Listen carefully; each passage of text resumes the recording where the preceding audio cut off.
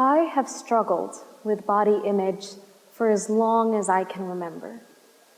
When I was in second grade, I fell in love with this beautiful blue dress. But I cried when I tried it on because my body didn't fit the dress in the same way it fit the girls in the magazines. It all got worse when I was in fourth grade.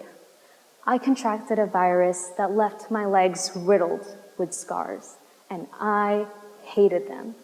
I hated them so much, but I was told that they would fade in 7 years. And so I held on to that hope with all of my might. In the meantime, though, I watched as my body image slowly collapsed. I allowed that 7-year term to become a prison sentence. I told myself that I was destined to hate my body for the next 7 years anyway. And so I stopped looking in mirrors, and I started noticing other parts of myself that I wanted to erase. And I allowed myself to hate them too. And by the time those 7 years came to an end, I was filled with so much hatred that my prison sentence became lifelong. If there is one thing that helped me escape this deep sense of hatred I held for myself, it is this realization. Learning to love and accept my body had absolutely nothing to do with my body at all. Body image begins with choosing our own definition of beauty. What is beauty? More specifically, what is beauty as society defines it? Society views beauty as a series of yes or no questions. Questions that lead to the instant categorization of our features into assets to be prized and flaws to be despised. When I was in 7th grade, I took a quiz. Am I pretty or ugly? I allowed my face to be analyzed, picked apart into pieces by some software that compared my features to those of some woman they had picked to represent the epitome of beauty. I was asked questions, yes or no questions. Is your chin the exact same length as this woman's? Yes or no? Does the corner of your eye lie at the exact same point as this woman's? Yes or no? Do you match the standard that we have selected for you to fit into? Yes or no? If the answer is no, don't worry, we have apps that will morph your face to fit those standards. If the answer is no, you are ugly. If we really consider what beauty standards are, it is clear that the whole concept of physical imperfections is just a social construct that we choose to give power to. As an example, let's take a look at the way that American industries have impacted beauty standards in foreign countries. The influx of American mass media and messages of consumerism significantly altered the way that foreign women viewed beauty. Before American culture was introduced, most foreign women did not hold their bodies to the American standards of thinness or light skin. And yet today, these Eurocentric beauty standards are the norm across the globe. For example, we look at fairness creams, which are moisturizers that lighten the skin. These are very popular household items in India. Why? Because they are marketed in a way that makes darker shades look ugly, rather than natural and beautiful. And when you keep hearing and seeing the same message again and again that your skin is ugly as it is, you eventually start to believe what you are told. This is how beauty industries manipulate their consumer base. They create new insecurities and then profit off of those very insecurities.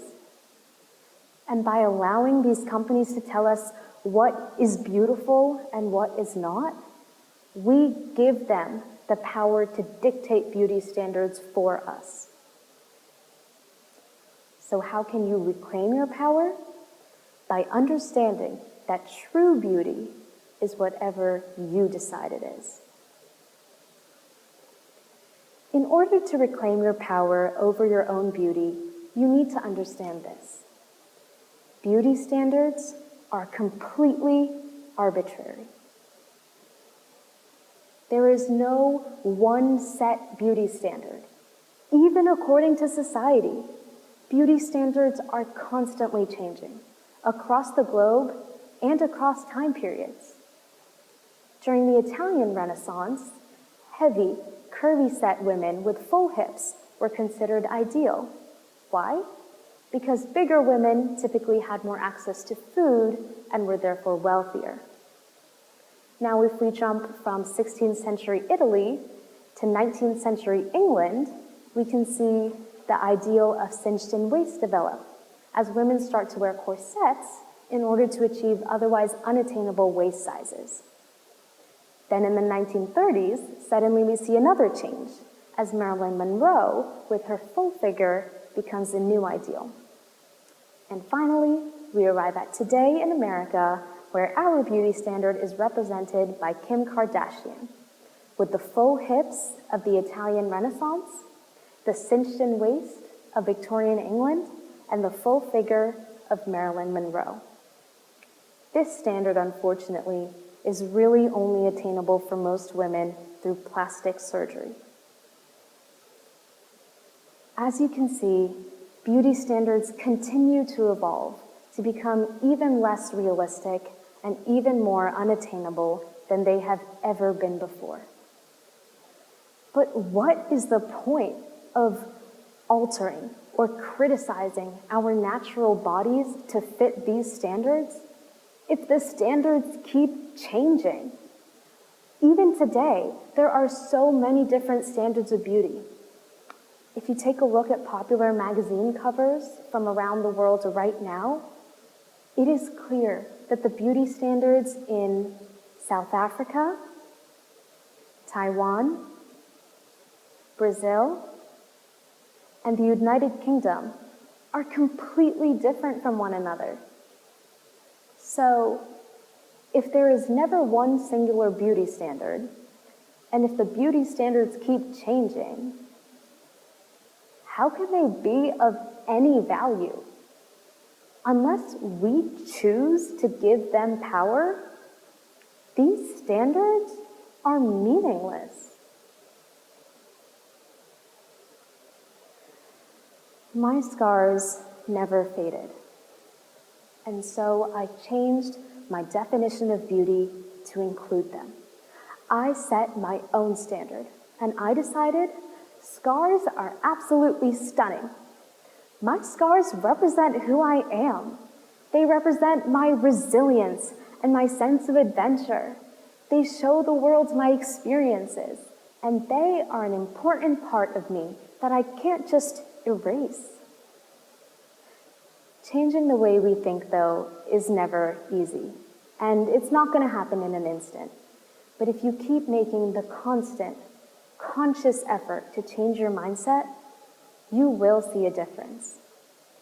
I have found that one of the most effective ways of doing so is through affirmations, positive statements that I encourage you all to repeat every single day until you truly find yourself believing them. Why don't we try a few together? Okay, I'm going to put them up one by one on the slide above, and it's simple. I just want you to repeat after me. It might feel a little bit awkward, a little bit strange, but just go for it. Okay, give it a try. Are we ready? Okay, number 1. I love my body and I love myself. Go ahead. I love my body and I love myself. Excellent, everyone.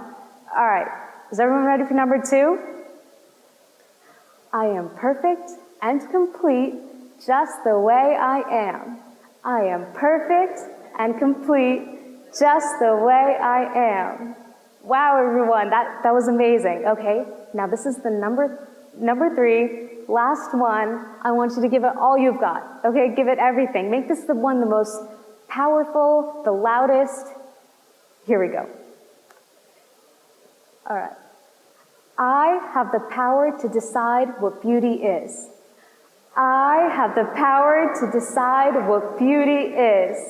Perfect. That was amazing, everyone. Give yourselves a pat on the back. That was really, really good. Now I'm going to leave this slide up for a while, so feel free to take a picture of it or write these down. Do whatever you need to do. Just make these a part of your daily routine until you truly find yourself believing it. As I said before, the change in the way you think is not going to happen in an instant. It takes an active choice, day after day, to see yourself in a different light.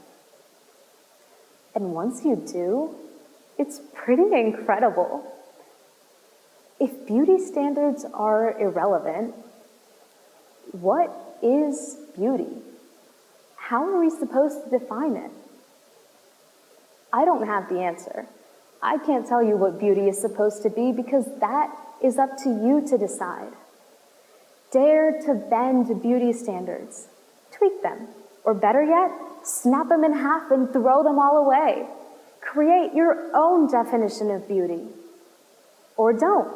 Let beauty have no definition. It is completely 100% up to you. The dictionary is blank. You're holding the pen. And there are 0 rules. What will you write? Thank you.